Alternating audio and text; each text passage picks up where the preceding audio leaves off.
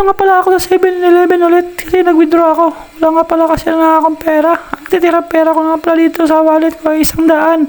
Kaya pumunta muna ako dito para mag-withdraw muna ako ng $1,000 million para may pambili ako ng ulam. Wait nyo lang muna dyan. Pero ang win-withdraw ko dyan ay 1,000 lang. Ano na magbigay ng pera ng ATM na to eh. Ewan ko lang kung may pera ba to o wala. Niloloko lang ata ako nito eh. Ano ba? Magbibigay ka na ba o hindi? Gutom na ako. Baka ikaw yung kakainin ko. Kaya nagpindot na ako dito guys kung magkano yung withdrawin ko. Pero siyempre nasabi ko na sa inyo na 1,000 lang naman talaga withdrawin ko kasi nga ang balance ko is $1 million. Kaya hindi ko muna yan uubusin. Uubusin ko lang yan pag umuwi na ako. Pagkatapos ko mag-withdraw, mabas na agad ako sa 7-Eleven. Naghanap na agad ako ng pili kong ulamin. At yun, nakikita ko dito yung nagtitinda ng isda. Ayun, pinuntahan ko na agad at naghanap-hanap ako doon ng pwede kong lutuin na isda. Ayun, nakita ko dito yung pagbilog, yung malapad. Yun pala yung binili ko. Kasi mura lang daw sila eh. Kaya 3 yung binili ko. Sabi ko kay kuya nga, pahati na lang din na 3.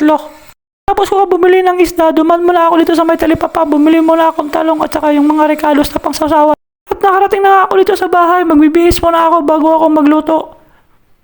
Naiwan konti. Ganyan. Yo. At naplex pa nga ako dito sa salamin, Pinakita ko sa inyo yung katawan ko. Macho chocho. Gago! Tapos pumunta na ako sa basurahan, tinapon ko na yung madudumi akong damit. Marami naman akong pera eh. Habang nasasayang, umakit muna ako dito sa taas. Nagpahangin muna ako. Nag-flex muna ako dito. Naglalanghap muna ako ng simoy ng hangin. Parang may naamoy akong tae dito Hindi kasi nalilinis tong ano na to. At ayun, hinangin na nga yung cellphone ko. Buti na lang hindi nabasag kasi naka-airplane mode. Damn! Lubusan muna ako ng panghugas ng plato kaya bumili muna ako ng tubig sa 7-Eleven. Hindi sa tindahan lang nila Tatay Kalbo. At dito inupisahan ko lang magpreto. Yung mga isda na binili ko. Ayan pinipreto-preto ko lang muna yan dyan.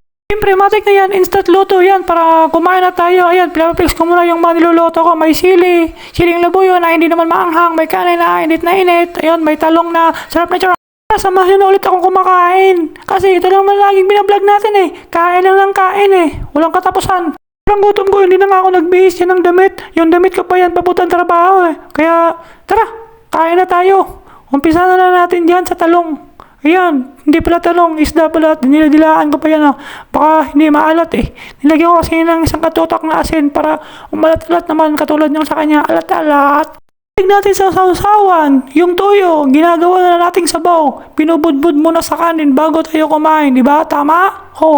Kumuha muna ako dyan ng talong para yan nung una kong isusubo sa bunganga ko na palaging gutom.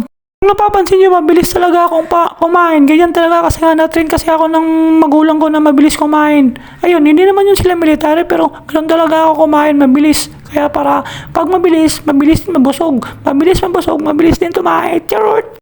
Guys, kahit gaano kalakas kumain, hindi pa rin ako tumataba kahit dami kong kinakain. Wala pa rin talab sa akin yung kanin. Kahit mag-vitamins pa ako, wala talaga. Since na high school pa ako, ganito talaga katawan ko. Patpatin na talaga ako. Kaya kahit ganito ako, malusog pa rin naman ako. Pero malakas talaga akong kumain. Alis na sa akin si Commander kasi pag uwi daw niya, kasi nakikita niya kasi 2 cup laging sinasahin ko. Sabi niya, pag uwi ko dyan, isang cup lang sasayangin mo or kalahati lang.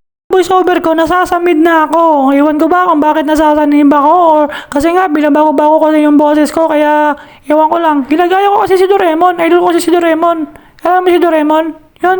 Si Doraemon nga, yung sumudya ko. Siyempre, hindi mo kilala yun. Puro ka kasi cellphone eh. Pag natusa ka ng nanay mo, lagi ka na nagsi-cellphone. Kaya, ayan, tuloy. Palo ka tuloy sa ulo. Buwang. Pagkatapos kumain, upo-upo muna tayo. Nood muna tayo ng TV para matunawan naman yung tiyan natin bago tayo matulog. Kasi nga, puyat na puyat ako. Puyat na puyat ako kakatulog.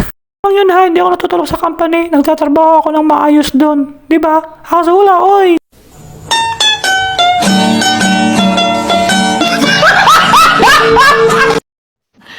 Sana all.